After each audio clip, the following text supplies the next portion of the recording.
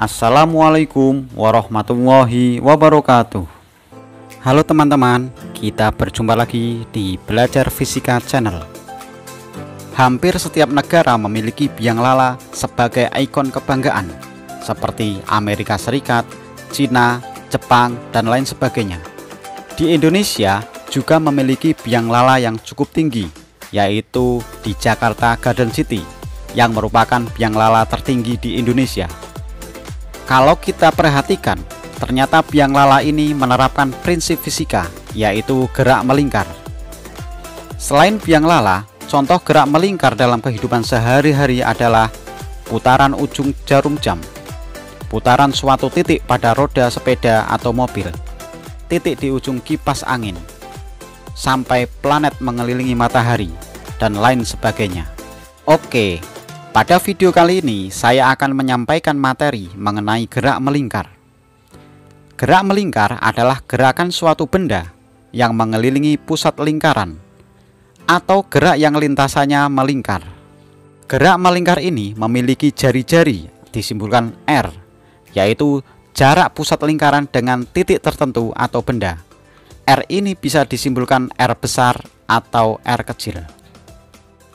Gerak melingkar ini berbeda dengan gerak rotasi, yang mana gerak rotasi ini memiliki subu putar yang berada di dalam tinjauan partikel benda.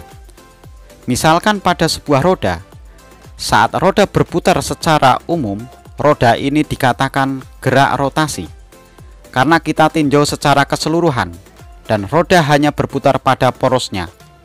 Sedangkan pada gerak melingkar, yang kita tinjau atau lihat adalah titik partikel. Titik di sini digambarkan yang berwarna merah. Titik ini yang mengalami perpindahan posisi setiap saat, sehingga dalam perpindahannya lintasannya berupa lingkaran. Perlu kita ketahui bahwa satu putaran penuh itu sudutnya adalah 360 derajat. Satu putaran itu sendiri setara dengan 2 pi radian. Jadi nilai pi adalah setara dengan 180 derajat. Kemudian besaran-besaran pada gerak melingkar. Yang pertama adalah periode, disimbolkan dengan T besar. Periode adalah waktu yang dibutuhkan untuk menempuh satu putaran penuh.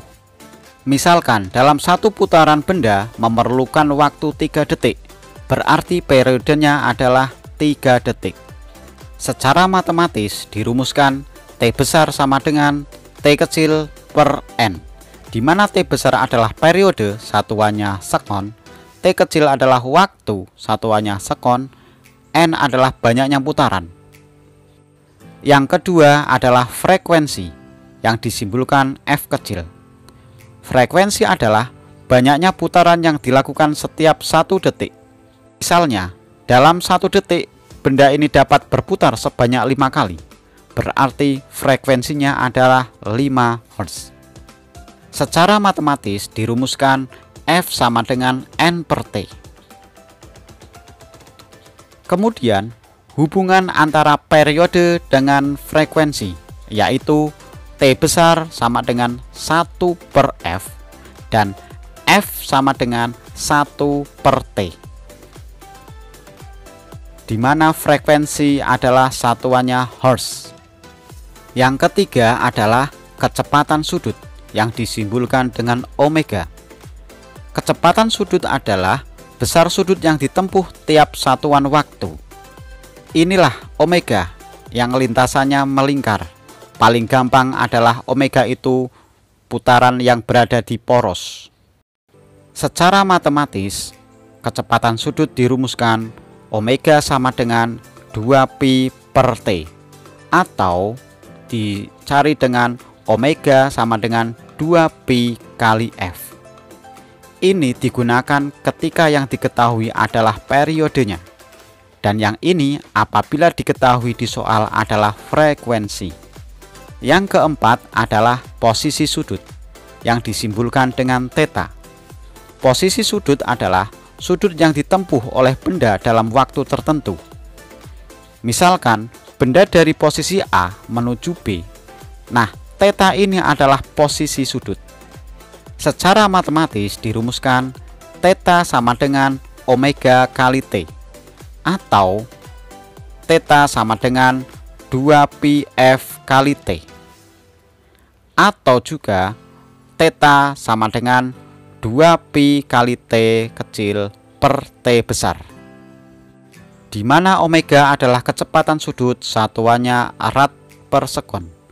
Theta adalah posisi sudut, satuannya radian. Yang kelima adalah kecepatan linier, yaitu kecepatan benda untuk mengelilingi lingkaran. Arah kecepatan linier ini selalu menyinggung sisi lingkaran. Kalau digambarkan, kecepatan linier ini adalah seperti ini. V ini selalu tegak lurus terhadap R atau jari-jari. Secara matematis, kecepatan sudut dirumuskan V sama dengan omega kali R, atau omega dijabarkan menjadi V sama dengan 2πf kali R, atau V sama dengan 2πr per T, di mana R adalah jari-jari, satuannya meter, V adalah kecepatan linier, satuannya meter per sekon. Yang keenam adalah percepatan sentripetal, yang disimbolkan dengan AS, yaitu percepatan yang arahnya selalu menuju pusat lingkaran, terjadi karena perubahan arah kecepatan linier. Secara matematis dirumuskan AS sama dengan V kuadrat per R, atau AS sama dengan omega kuadrat kali R, dengan AS adalah percepatan sentripetal yang satuannya adalah rad per sekon kuadrat. Yang ketujuh adalah gaya sentripetal yang disimbolkan Fs, yaitu gaya yang arahnya selalu menuju pusat lingkaran dan tegak lurus dengan vektor kecepatan linier. Ini adalah gambar gaya sentripetal. Secara matematis dirumuskan Fs sama dengan M kali AS. Karena AS bisa dijabarkan, maka untuk mencari gaya sentripetal juga bisa dicari dengan Fs sama dengan M kali omega kuadrat kali R, atau Fs sama dengan M kali V kuadrat per R, dengan Fs adalah gaya sentripetal yang satuannya adalah Newton. Kemudian gerak melingkar menurut geraknya dibedakan menjadi dua, yaitu GMB atau gerak melingkar beraturan dan GMBB atau gerak melingkar berubah beraturan. Namun sebelum lanjut, bagi yang belum subscribe, silahkan tekan tombol like, subscribe, dan loncengnya terlebih dahulu agar tidak ketinggalan informasi atau video-video terbaru dari Belajar Fisika Channel. Yang pertama adalah GMB, gerak melingkar beraturan, yaitu merupakan gerak melingkar dengan kecepatan sudut atau omeganya tetap. Pada bab sebelumnya, kita sudah mempelajari mengenai GLB yang memiliki rumus S sama dengan V kali T. Nah, pada GMB rumusnya sama, hanya diganti simbolnya saja. S diganti dengan theta, V diganti dengan omega, sehingga dituliskan rumusnya yaitu theta sama dengan omega kali T. Yang kedua adalah GMBB, gerak melingkar berubah beraturan, merupakan gerak melingkar dengan kecepatan sudut berubah beraturan atau percepatan sudutnya tetap. Pada bab sebelumnya kita juga sudah membahas mengenai GLBB dengan rumus VT sama dengan V0 plus atau minus A kali T, VT kuadrat sama dengan V0 kuadrat plus atau minus 2 kali A kali S, dan S sama dengan V0 kali T plus atau minus setengah AT kuadrat. Nah, di GMBB rumusnya sama, namun seperti yang tadi, simbolnya diganti. S diganti theta, V diganti omega, A diganti alfa, sehingga rumus GMBB menjadi omega T sama dengan omega 0 plus atau minus alfa kali T. Omega T kuadrat sama dengan omega 0 kuadrat plus atau minus 2 kali alfa kali theta. Theta sama dengan omega 0 kali T plus atau minus setengah kali alfa kali T kuadrat. Plus ini digunakan apabila gerakannya dipercepat dan min apabila gerakannya diperlambat. Kemudian hubungan roda-roda pada gerak melingkar. Yang pertama, hubungan roda sepusat, yaitu dua roda yang dihubungkan oleh satu sumbu pusat. Karena sumbu pusatnya sama, maka omega roda 1 sama dengan omega roda 2. Secara matematis dituliskan omega 1 sama dengan omega 2. Karena omega itu adalah V per R, maka rumusnya menjadi V1 per R1 sama dengan V2 per R2. Yang kedua adalah hubungan roda bersinggungan atau dihubungkan dengan rantai.